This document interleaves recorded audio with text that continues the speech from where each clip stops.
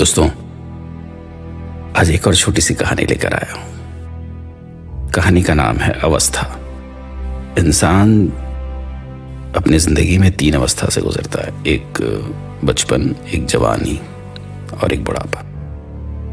इसमें कोई नई बात नहीं बता रहा हूं मैं, एक कहानी है बहुत छोटी सी, उम्मीद है आपको अच्छी लगेगी।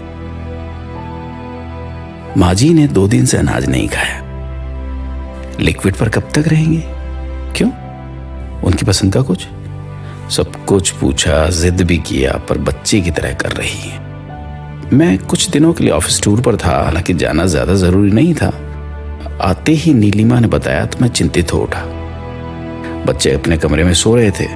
मैंने माँ के कमरे में जाके देखा, शायद वो भी नींद में थी। सामने जूस का आधा भरा गिलास रखा था। मन सहसा बचपन में लौट गया।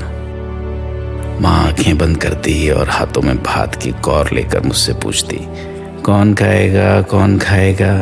और मैं झट से उनके हाथों से कौर मुंह में ले लेता और चहकते हुए कहता, मैं खाऊंगा।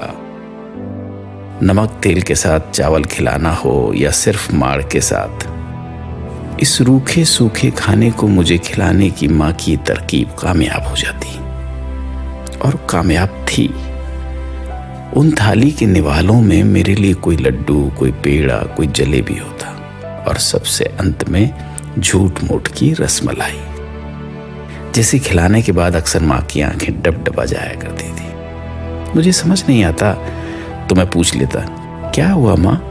अरे कुछ नहीं रे, वो तेरे लिए जो सपने हैं ना, वही आंखों में उतर आते हैं। माँ की डबडबाई आंखों को मैं पोंछ देता, वो मुस्कुराने लग जाती और मैं उनके गले लग जाता। मैं धीरे धीरे बड़ा होता गया और उन निवालों की कीमत समझता चला गया। ये भी समझता गया कि इस पूरी दुनिया में मैं ही माँ की दुनिया हूं, और मैं माँ की दुनिया को खूबसूरत बनाना चाहता था, उनके सपने पूरे करना चाहता था। माँ के संघर्ष को मैंने जाया नहीं जाने दिया।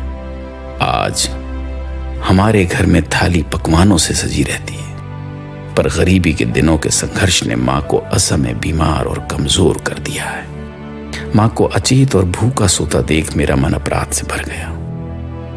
माँ ने उस परिस्थिति में भी मुझे कभी भूखा सोने नहीं दिया था।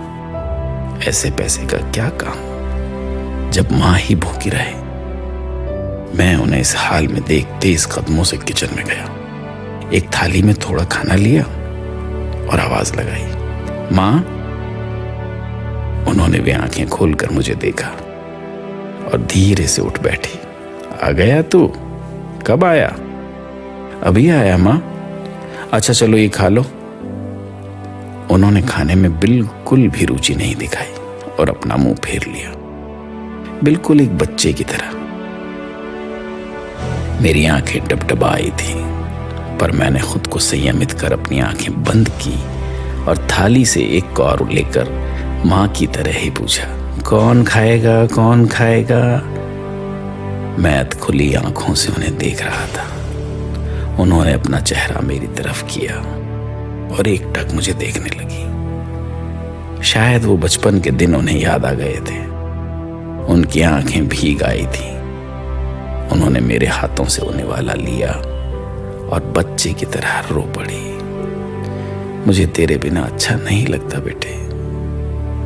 जैसे बचपन में थोड़ी देर माँ के ना दिखने पर मैं रो पड़ता था, शायद माँ आज उसी अवस्था में आ गई थी। मैं डबडबाई आंखों से उन्हें एक कौर और खिलाया। मैं अब एक दिन के लिए भी कहीं नहीं जाऊंगा माँ, ये कहकर उनसे लिपट गया। माँ तो माँ होती।